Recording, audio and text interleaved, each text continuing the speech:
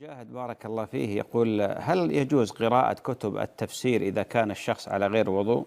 مجاهد بارك الله فيه، كتب التفسير على قسمين.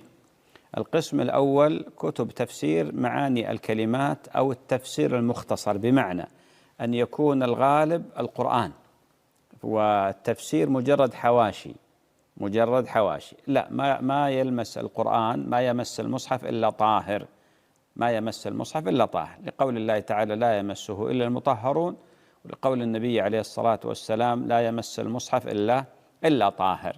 أما إذا كان لا، التفسير هو الغالب، يعني عندك 4 مجلدات، 5 مجلدات، 10 مجلدات مثلا، فالتفسير هو الغالب، نعم يجوز للإنسان أن يمسك كتاب التفسير وإن كان فيه قرآن، لأنه هو مس كتاب التفسير، هذا المعنى، فيجوز من دون وضوء. لكن الأكمل والأفضل والأحسن أن الإنسان يتوضأ.